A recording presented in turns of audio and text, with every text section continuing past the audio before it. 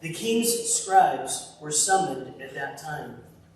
In the 3rd month, which is the month of Sivan, on the 23rd day, and an edict was written according to all that Mordecai commanded concerning the Jews, to the satraps and the governors and the officials of the provinces from India to Ethiopia, 127 provinces, to each province in its own script, and to each people in its own language, and also to the Jews, in their script, in their language.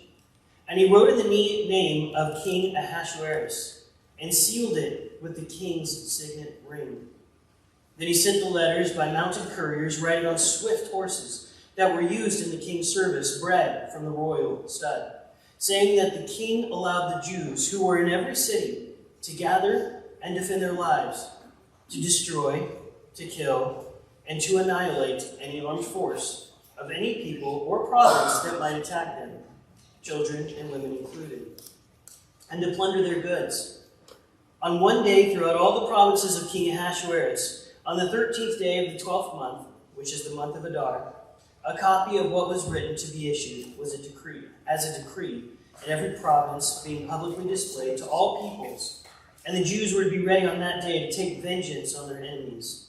So the couriers, mounted on their swift horses that were used in the king's service, rode out hurriedly, urged by the king's command.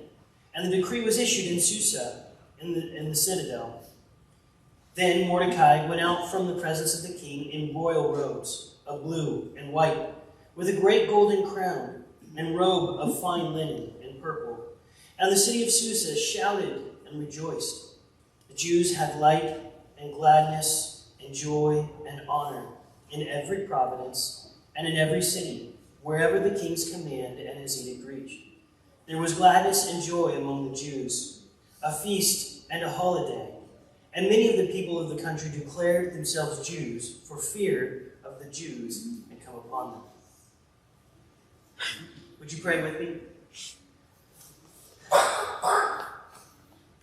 Father, I know there's some complicated things in this text. We know, Lord, that you are good. Father, that you are gracious and kind and loving. And simultaneously, we see complicated things in your word. And I ask this morning, as we work through this and talk about this text and talk about the joy and talk about the questions a bit, that, Father, your word would be accurately conveyed to your people. Help me to do it appropriately this morning for your glory, and for the benefit of all of those here, Father, as you communicate your character and your nature and your will to us today through your word. Amen. This morning, and actually through the whole of the rest of this text, we're going to see a little bit of a shift.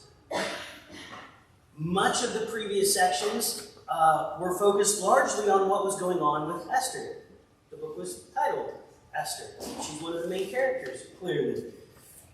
But actually today, and really through, again, the rest of this book, the focus is going to shift a little bit from Esther and everything that she was doing in order to intercede on behalf of her people, the Jews. And we're going to see the focus become far more on another character, Mordecai. Really, the rest of everything that goes on kind of revolves around him and his role in the salvation of the Jews, as God providentially uses him to save his covenant people. Just for a little bit of a timeline here, you guys remember we had the 2 feasts not too long ago. They happened one day right after another, as Esther is talking to the king, interceding, trying to get a grant from him to forego the curse, if you will, the edict to kill all of the Jews, to kill, to destroy, and to annihilate. That happened in 2 consecutive meals, feasts. This is now, as this edict is being written, just a little bit over 2 months have passed since Haman's edict was written. So we're about 2 months after Haman's edict. It took that long for them to come up with a counter edict. But still, 9 months away from when Haman's edict, and ultimately this edict that we're going to read, this decree that we're going to read today, it will be 9 more months before it takes place, before all of these things happen. So it gives a little bit of a context of the timeline of what's happening. And as a reference, as we talk about this, a couple of reminders. We've been saying this over and over, but just because it's really good to keep this in mind, right? The Edict of Haman was basically that all of whoever wanted to could kill and destroy and annihilate the Jews in all the provinces of Persia, which is effectively the known world, because Persia owned almost everything. So that even included Israel and Jerusalem. Anybody across the land was allowed to take up arms, slaughter the Jews, and take anything that they wanted to. That was Haman's edict. And that's why there was so much weeping about this edict, and so much work going into trying to figure out how to repeal this edict. But you also remember that one of the complications and one of the rules, the laws in Persia, is that when an edict goes out, it cannot be repealed. When the king decrees a thing to happen, not even the king can change his mind. That law is solid, and it's not allowed to change, which is one of the great complications. So they have to figure out, and we talked about this a little bit last week, how do they counteract, because the king refused to repeal it. We talked about that last week. The king said, I can't repeal it. I'm so sorry. Haman, I gave you him. He's dead, but I can't do anything about repealing this edict. That's the law. Good luck. Here's my signet ring. Write a decree. Figure it out. And the king kind of walks out of the picture. And today, we're going to look at how they get around it. How they effect it. And we read just a few minutes ago the decree that went out about how to reflect and reject the first decree. Now, what you'll notice is, just really briefly, effectively the decree, I'm going to sum it up real quick. It effectively just said, you're allowed to defend yourself. Like, that's the basics of it, right? They couldn't revoke the old decree, but they could counteract the decree. So that's what's happening. This decree is a counteracting of the first decree. They couldn't eliminate it, but they can fight back now. So I'd actually like to spend a few minutes, because this is so important as we look through these two decrees. I want you to pay attention.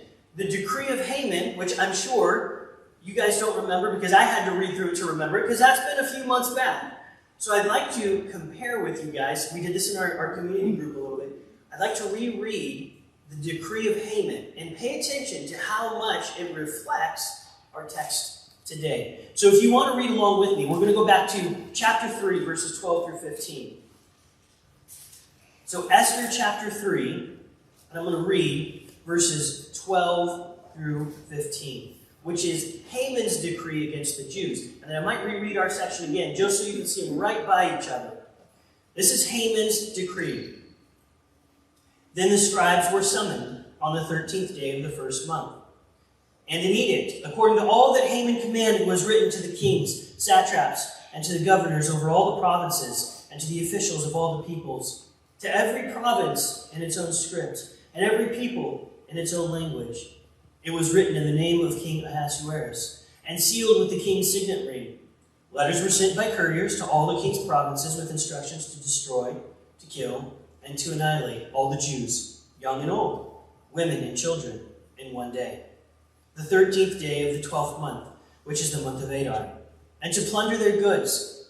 A copy of the document was to be issued as a decree in every province by proclamation to all the peoples to be ready for that day. The couriers went out hurriedly by order of the king, and the decree was issued in Susa, the citadel, and the king and Haman sat down to drink. But the city of Susa was thrown into confusion. Now I'm going to read our section one more time. Keep that fresh in your mind. And here we go for our text today again at 9. Notice all the similarities. The king's scribes were summoned at that time, in the 3rd month, which is the month of Sivan, on the 23rd day. And an edict was written, according to all that Mordecai commanded concerning the Jews, to the satraps and the governors and the officials of the provinces, from India to Ethiopia, 127 provinces, to each province in its own script, and to each people in its own language, and also to the Jews in their script and their language. And he wrote in the name of King Ahasuerus, and sealed it with the king's signet ring. Then he sent the letters by mounted couriers riding on swift horses that were used in the king's service, bred from the royal stud, saying that the king allows the Jews who were in the city to gather and defend their lives, to destroy, to kill, to annihilate any armed force of any group, people, or province that might attack them, children and women included, and to plunder their goods. On one day, throughout all the provinces of King Ahasuerus, on the 13th day of the 12th month, which is the month of Adar, a copy that was written to be issued as a decree in every province, being publicly displayed to all peoples. And the Jews were to be ready on that day to take vengeance on their enemies. So the couriers, mounted on their swift horses that were used in the king's service, rode out hurriedly, urged by the king's command, and the decree was issued at Susa the citadel. And we'll keep going here in a little bit. But did you guys catch it? They sound almost exactly alike. There's massive overlap in these two decrees. There's many similarities. Almost concept for concept. It's structured the same. It's ordered the same. It's framed the same. You see similar language almost from one decree to another. It's almost a photocopy, except for a few important differences. See, this edict, and I'm going to walk through this a little bit because it's really important. This edict is better than Haman's edict. This edict that Mordecai presents and sends out in the name of King Ahasuerus, sealed with his signet ring, is better in a couple of different ways. Now, there's the obvious way. It's better for the Jews because they don't get killed in this one, which is a big plus. Most people prefer not getting killed. I've seen this in my years on earth. We don't like it very much. Right? So, in that sense, it's much better for the Jews because they're not getting killed in this one. As a matter of fact, not only are they not getting killed, but they're given permission to defend themselves. So, in that sense, it's better, right? In the grand scheme of the very point of the text, it's better. But there's far more than that, actually, right? That's the obvious piece.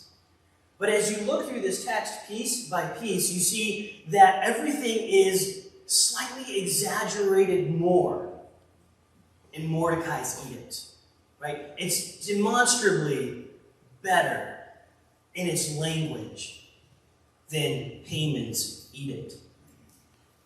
Right? You see, in one sense, the first edict, you don't have to remember all of this, but in the first edict, the Jews aren't actually mentioned. They send out this letter, and it's written to all of the people in all of the tongues. But in Mordecai's edict, there's an inclusion. Now, it's not only written to all the people in all their tongues, but specifically in the language of the Jews. So the Jews are receiving this personally, which didn't happen in Haman's edict. So it's better because the Jews themselves are almost direct correspondence in this edict, which of course is important because it's about them. It's for them and it's to them. And you'll notice on a few different points, one of them, again, is the couriers. In the first edict, it says there were couriers that went out, and that's great, and they went and delivered it. But in Mordecai's edict, you see that it's not just general couriers. You see that specifically it's the king's swift horses. You get the sense that this was sped out even more quickly than it was for Haman's edict on swift horses of the king's stock. So it was even more important. You see also that even the very person handing it out, right? You get the idea that from the very beginning, Haman was able to seal it with a signet ring because he borrowed it from the king. For those of you guys who remember how this whole story kind of played out, Haman got to use the king's signet ring just for one edict and then gave it back. Mordecai is in a different position. Mordecai, even before he wrote this edict, if you remember, the king took the ring from Haman and he gave it to Mordecai sight unseen. Before they even talked about an edict, with the sense that Mordecai already had more favor and more ability to do what he wanted than even Haman had. You get that sense, right? So the authority that is based on Mordecai having permission from the king is even greater than sort of the permission that Haman had. The horses that are going out are even swifter. The people in the audience of this thing are more specific. Everything is just a little bit more with this. Even morally, this is a better edict. If you guys remember, the direction of the edict of Haman was everybody in the land They weren't provoked. I mean, you could maybe say Haman was provoked by Mordecai because Mordecai didn't give him the honor that he wanted. But that was it. But the original morality of the edict was that I command all of my people to get up and kill some Jews. That was it. It was not self-defense. It wasn't to preserve their own lives. It wasn't any of those things. Just, I want all of you to get up and go kill some Jews. Everybody in the land. Pardon me. Whereas Mordecai's edict is not a carte blanche, free-for-all bloodbath. It's not, hey, I just want you to get up, all the Jews. It's not equitable, right? He didn't say, okay, all the Jews, just go find your neighbors. If they're not Jewish, kill them. Kill them and take their stuff. Women and children too, which we'll talk about more. Right? That's not what he says. Mordecai's edict is anybody who comes after you, you can defend yourself and fight them. Right? Which is very different. It's the difference between self-defense and bloodlust. It's a massive moral difference. It's better morally. It's more important grammatically as everything is swifter and faster and bigger and better. It's better because the one who wrote it is on a superior authority. In every way, this edict, it's better because the Jews don't die.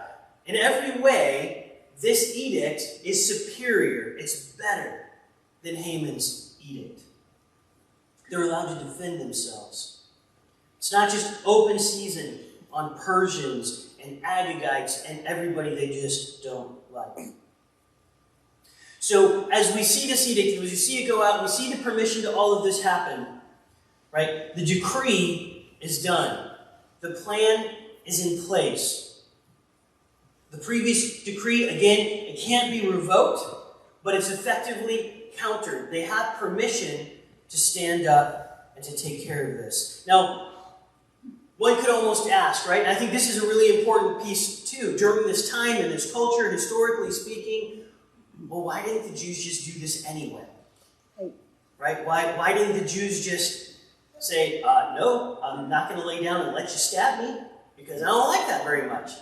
Well, here's the problem. What we're talking about is there was permission given for not just one guy to go over to his neighbor's house. They were going to assimilate armies to go in as gangs and groups. Now, if the Jews had attempted to do that in reverse, right, you can't just one guy go out and try and fight a whole gang of people who are invading.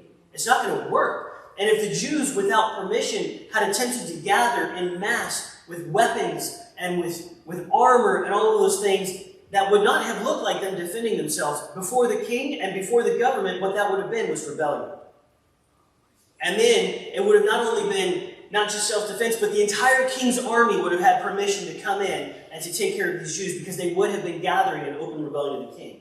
Right? So that's the difference. This decree, what it allows the Jews to do is to congregate, to gather, to join together as a force, put their military, get all of the men of qualified age together and to create a militia, if you will, for lack of better terminologies.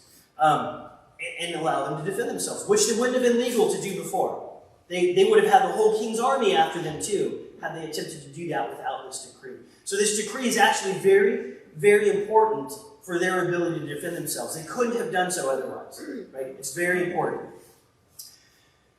Now, I want to make a quick note, because inside of this decree is a bit of a complicated set, and I'm gonna punt on this one for just a little while, but I'll explain. We have this section here. In both of these decrees, this exists. But there's this sense where in this decree, permission is given, right, to kill, annihilate, and destroy.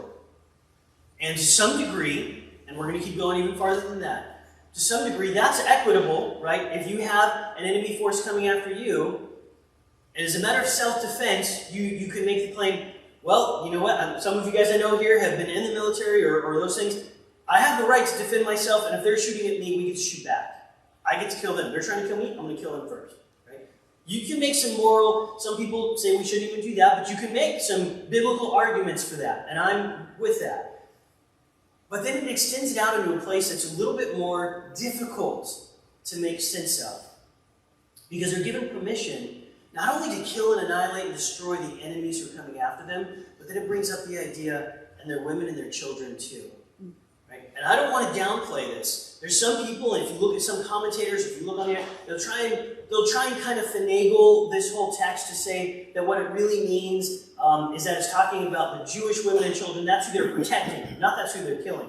But they're supposedly protecting them. Those women and children are part of the Jews, and that's why they're allowed to do this. That's not what's happening in the text. It's not. Right? In some ways, it would be easier for us to explain it away if that's what was happening in the text. But that's not what's happening in this text. This text is giving them permission. The decree, let me say that better. The decree written by Mordecai is giving them permission to even make their women and their children fair game. It's very difficult. It's very complicated for us as Christians. Now, here's the part, don't throw stuff at me. I'm going to punt. Right? I'm going to set this aside until next week. I'm not punting forever. I'm not ignoring it. But I am going to set it aside for next week, and here's why. So you don't throw fruit before, I try and dodge the hard questions. Because next week we're going to see this actually happening. Right? And I'd like to make some contrasts and comparisons as we talk about this. Because this is just the edict. Right? This is what they're given permission to do. But it doesn't quite encompass yet what they actually do. And that's going to matter. So what I'm going to do, if you guys are interested in hearing the details of this particular section, come back next week. So what I'm going to do is I'm going to punt on this one, and I'm going to cover some of this and explain some of this and expand it a little bit as we talk next week, as we see the Jews actually going out and defending themselves. And we see the battles happening. We're going to be doing this over the next 2 weeks, actually. We're going to be seeing the details of the conflict between the Jews and effectively the rest of the world. Right? And so we're going to expand on that. I'm not abandoning it, but I am going to skip it here so we can have more context next week. So here's where the decree leaves us, though. For now, at the very least, we can say this and we can move forward with this. The Jews have permission from the king, with Mordecai now as the king's vizier, and the queen also is Jewish, and everybody knows this. The Jews are holding a very high place of power inside Persia. And the Jews now have permission. The Jews now have permission to defend themselves. So this gets distributed. Right? We see this now shot out to the whole world. I'm going to read this section again real quick, verses 13 through 14. A copy of what was written was to be issued as a decree in every province, being publicly displayed to all peoples. And the Jews were to be ready on that day to take vengeance on their enemies. So the couriers, mounted on their swift horses that were used in the king's service, rode out hurriedly, urged by the king's command, and the decree was issued in Susa, the citadel. So this goes out to everybody. And I'm going to pause here for one quick second, too, because there's another word that adds more complication in this section. There's a difficult set of passages here. Right? We see this word, vengeance, here. We see this term being used, that part of this decree and what it's allowing them to do is to take vengeance effectively on their enemies. Now, again, some of this is going to be fleshed out more next week as we talk about this more, but I'm not going to leave you hanging quite so much on this term. Translation is complicated. And sometimes, for those of you who speak other languages, there's not always a one-to-one equivalent from an original language or a first language to a second language. Now, this isn't I'm not going to excuse this word away either. But it's not quite, perhaps, as bad as it might seem to some of us in our culture at this time. The idea here is not quite the same as revenge. Right? It's not quite the same. There's a Hebrew word. Mike could probably pronounce it better because he's done more of this than I am. Nakam. And according to one of the commentators that I'm reading, Mr. Duguid, and I probably read his name wrong too, says this word, it indicates the idea of punitive retribution for a prior wrong, right? And the punitive word is important because it's a legal term. It settles more into the realm of legal permission than just anger and bloodlust, if you understand what I mean, right? It's the difference between going and striking somebody in rage and then having a trial, finding them guilty, and putting them to death.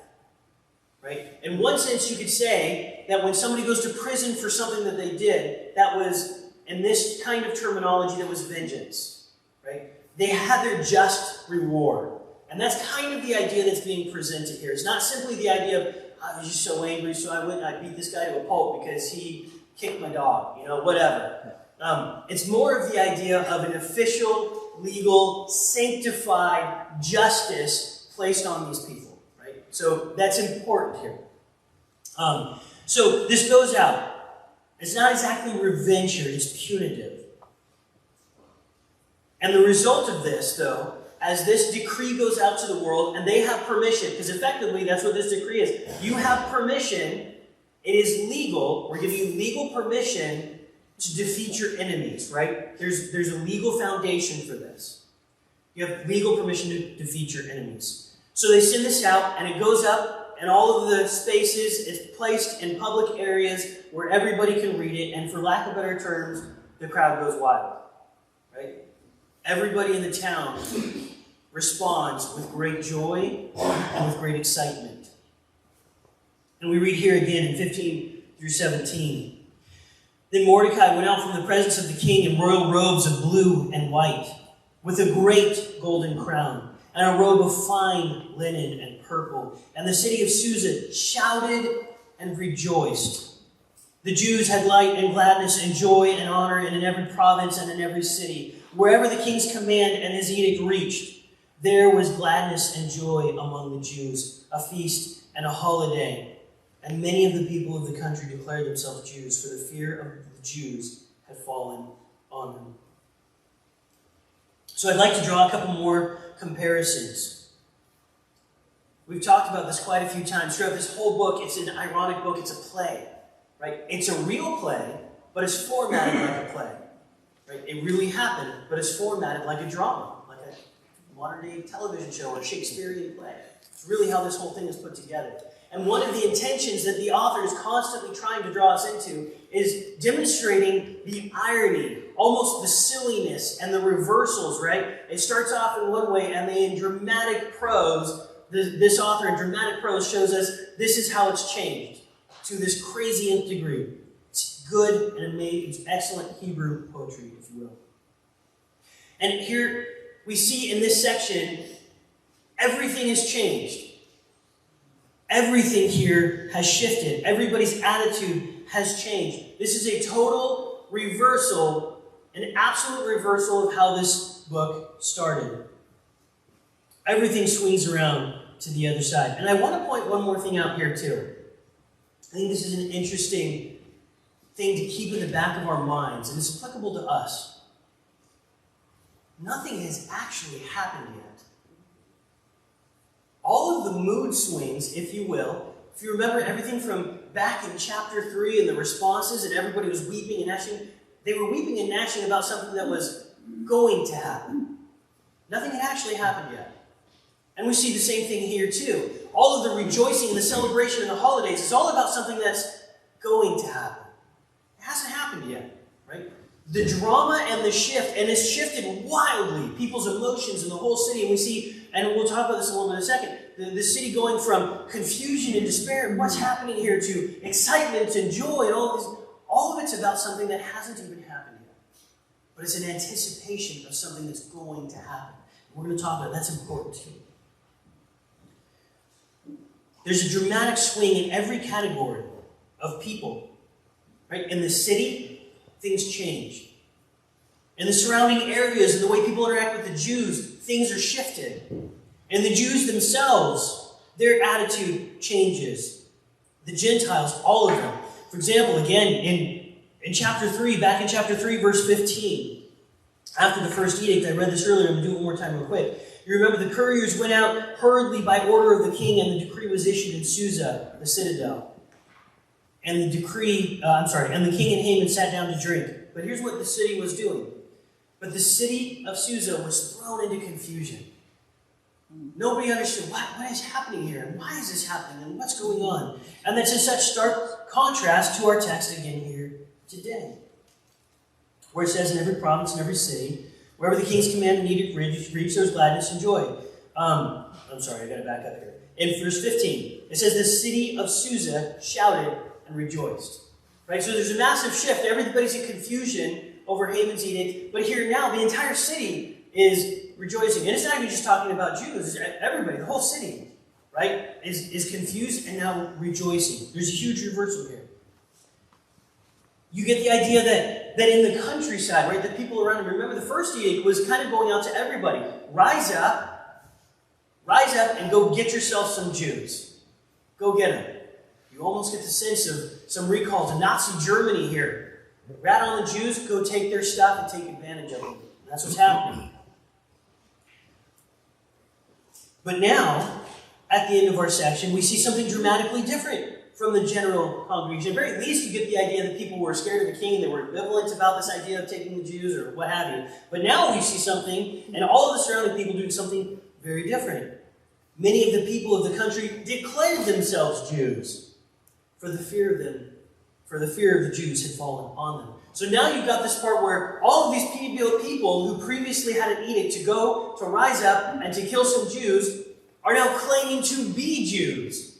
Right? Whether that's religiously or culturally or, hey, just aligning themselves with them, I'm not quite sure. But they're aligning themselves with the Jews in some way in order to find out, in order to protect themselves. So this is a dramatic shift. Going from, you have permission to take their stuff and kill them, to now, we want to be them because we're kind of scared of them. Right? That's a huge shift that's happening here. Mordecai. There's a huge shift in the way that we look at Mordecai. Again, if you remember back, it talked about earlier in chapter 4 that Mordecai comes and you see him at the gate, the king's gate, which is where he used to work, but he can't go in because he's dressed in sackcloth and he's covered in ashes and he's weeping and he's pleading and you see all of these things, right? He's in a terribly distraught place. So much so that news ends up reaching Esther and she hears about this and it's a very dramatic thing to do, and so she goes and she finds out what's going on. And now we get to this section and we see what's happening with Mordecai. And I'd like to read this section again too. Then Mordecai went out from the presence of the king. In what? In royal robes of blue and white, with a great golden crown and robes of fine linen and purple.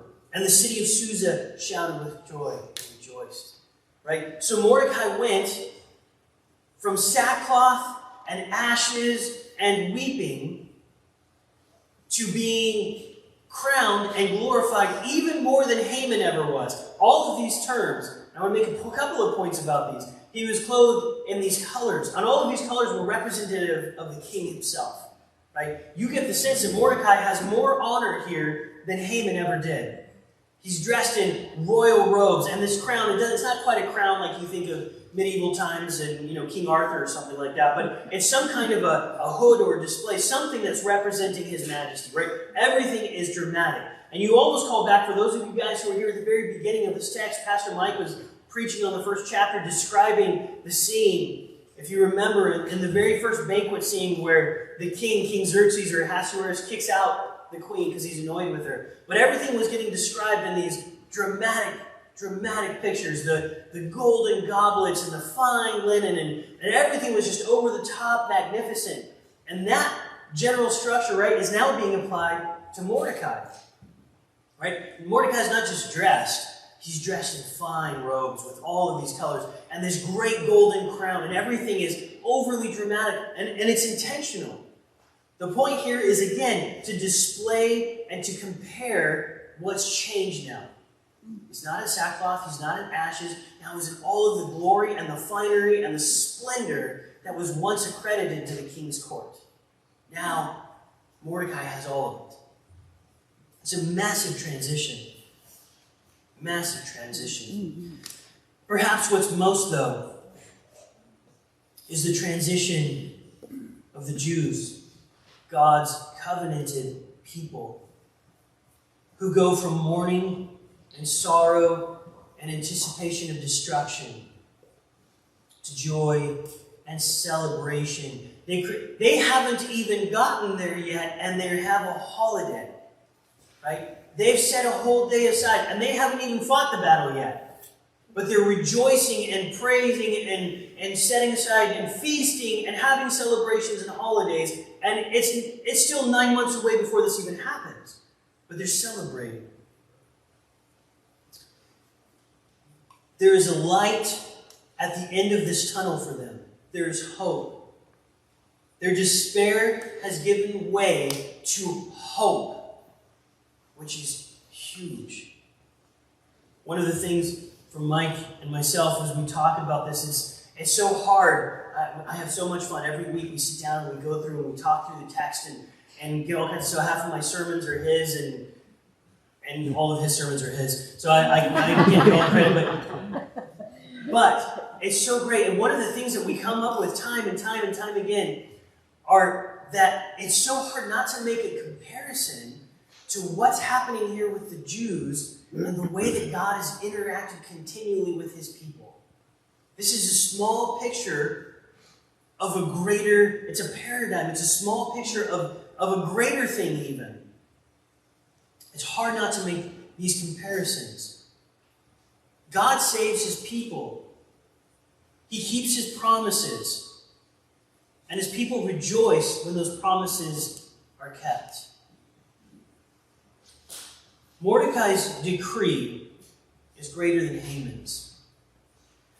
But I'd like to present the case that our covenant and the promise that God has given us is as much greater than Mordecai's as Mordecai's is of Haman's, if that makes sense.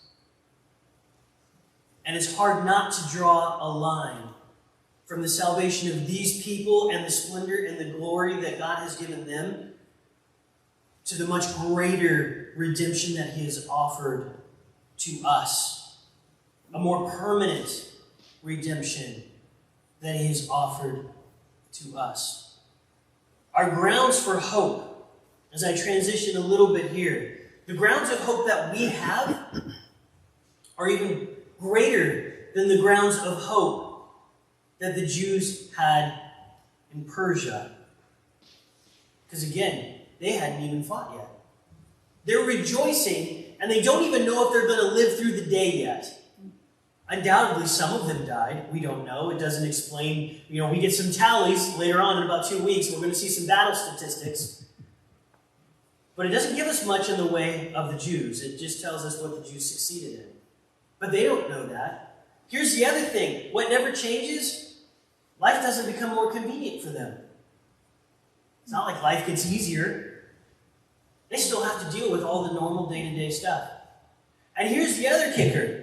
For the original promise, this original edict, you know what's going to happen in another 20 years after they get past this 9-month day? And we're, spoiler alert, the Jews win. But what happens after that? You know what's going to happen to all these people? They're all going to die. They're still going to die. This is a temporary reprieve. That's all it is. At best, this is a temporary reprieve from death. Romans 3:23 and 6:23. All have sinned and fallen short of the glory of God. Every single one of us. All have sinned. And Romans 6:23 tells us the consequences of those sins are death. All of humanity, and this includes, right? This is New Testament, but it's something that was true throughout all of human history. Before Christ came, this was always true. The consequence of death is sin, and all men have sinned, and all men have died. Well, there's one or two exceptions, but we can talk about that some other time. The consequences of sin is death. These guys were not getting a reprieve from sin and from the way of the world, which is death. They were simply getting a reprieve from the current problem in Persia. It was not a permanent solution. Not at all. However, for us as believers, the decree that we have is permanent, unshakable, and forever. Hebrews 8:6-7. But as it is, Christ has obtained a ministry that is as much more excellent than the old, as the covenant he mediates is better. since it is enacted on better promises. For if that first covenant had been faultless, there would have been no need or no occasion to look for a second. The idea here is this. The covenant that we have through Christ, I'll recap it, is permanent and forever. Now, we will all still die. Unless Christ comes first and we get caught up in the clouds or something like that.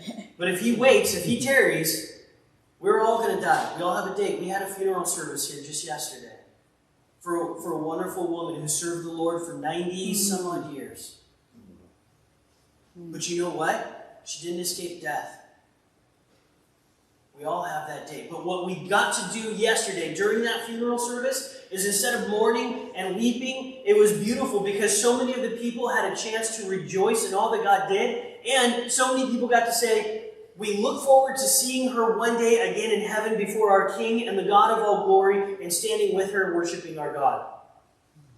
She is very well off. Miss Joan Gordon is very well off right now because she placed her hope and her trust in our Savior, and because his covenant is even better than the old covenant, his promises are better than this edict that Mordecai wrote, she hopes in eternal life. And all of the things that the Jews in Persia never got, because they were still going to struggle under sin, and they were still going to fight in a world that is cursed from sin. They were still going to have to labor and toil, and it was going to be uncomfortable and not fun. And they're still going to have bad relationships and struggles with money and people who hate them, and all of these things that the world so lovingly gives us.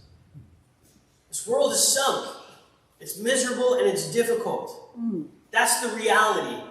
It's a battle here. But one day it will not be. One day, when we work, it will be joyful. And we will all have work, and there will be wonderful things to do. I don't know what it is. I can't even explain it. I'm not going to try to right now. Because I think it's going to be so much better and so far beyond what we are able to comprehend right now. But our hope is greater because of the covenant of Jesus Christ, because of the promise that he made, because of the work that God did through his Son, who he sent him to go and to die on a cross and to pay the penalty of sin. Right? Jesus died so that we don't have to permanently. Jesus fought the battle, and we're going to talk about this more next week too. Jesus fought the battle not just against Persians, but against the spiritual forces of hell. And he won, and he conquered, and he didn't need us to come up in groups in the middle of the streets to try and fight and battle demons. He didn't need us for that. He fought for us, and he died for us so that we didn't have to because we couldn't. Because here's the ultimate problem. The real problem is that the battle is inside of us. We are the sinners. We are the rebels, and we are the ones who have rejected God. And we can't fight that apart from his help. But he sent his Son to pay for the sin that we oftentimes long to have, so that we can be forgiven even though we're sinners. And he conquered it for us. And our hope is forever. And so here's my question for you guys as we close out here. We're not completed yet. We're not there yet. Not yet. We see a taste of it. We see a taste of it on Sunday mornings when we get to spend time together and hug each other and ask how each other are doing and pray for each other and love each other and bask in each other's friendship and love. It's a taste of heaven. It's a taste of heaven when we get to stand here and praise our King together as a group. It's a taste. It's a piece. Those brownies out there, I promise you, are a piece of heaven. They're fantastic. Thank you, man. But it's just a taste. It's a little bit of the greater thing, right? So do we rejoice? The Jews were rejoicing for just a little thing, and it hadn't even happened yet. How much more should we as believers, who are absolutely confident because God does not change, and he has promised this, and the promise is based on his own nature and his own character, which is irrefutable and unchangeable. He is an unmovable stone. Nobody can shift him. Nothing can be taken away from him. And when he says, I give redemption, and I give hope, and I give life, and I give everything that is good, and I give it through my Son, Jesus Christ, no one can take it. No one. ever. Even these Jews in Persia, their lives could be taken, their stuff could be taken. Misery would happen, guaranteed. And life will be hard for a little while here still too. But one day, it won't be. We will be taken to our Savior. We will be co-inheritors with Christ. We will have gone from his enemies to his brothers and inherit the entire kingdom of God. Not because we deserved it, but because he is generous and kind and merciful and gracious and loving. So do we rejoice? Would it be written about us if somebody, what is this, like 2,500 years later? They probably won't know any of our names, but let's just say 20 years later, 20 years from now, if people were writing a story about us, would they say that we are a people who rejoiced and had celebrations and holidays and were excited and praised our glorious King because of the anticipation and because of the hope of what we were promised? May that be true of us. There are days that we're down because it's a fallen world. There are going to be hard days. There were tears last night because even though Jewel Gordon is in heaven with her Savior and her King, we miss her. But we have hope. And even in that sorrow, we can rejoice because we trust in Christ and because we long for the promised salvation. But even more than the Jews should have been excited about their possible salvation from Persia. Are we a people who are known for rejoicing? We should be. And it can be easy not to be. But I want to encourage you with this one piece. If you want to rejoice and to be a person, we all have different personalities. I'm not saying it's going to be the same for everybody or that it's easy. Because there's tough things that happen. And we weep. And there's a time for mourning. And there's a time for weeping. But in generality, for us to be a joyful people, we need to focus on the one who promises our eternity. If you want to have joy, and I don't mean simple easiness on that day, right? I'm not talking about faking a smile. But earnest joy that drives us every day in anticipation and in hope and in delight. There's one way to do it. We need to keep our eyes on the one who gives the promise. Our God and our King who fought the battle for us. Would you pray with me? Father, I'm not always overly emotional, and I probably don't display it much either myself. But I pray that you would make us a joyful people. Lord, there's so many things where we're different from the Jews, but many ways that we're the same. Lord, and that's a complicated issue too. But the thing that is true, Father, is that we should be a people like them, that when we hear wonderful news, and we have the best, because you've given it to us, because you promised it to us, and because we can read about it here in this book, I pray, Lord, just as you plan on, unlike Mordecai, who just got cool clothes, you're giving us a new body. You're giving us greater splendor than anything they could have imagined. Lord, help us to be a people who delight in you and worship you and praise you because of who you are and because of what you've done. We thank you for being a God worthy of all of our praise and honor and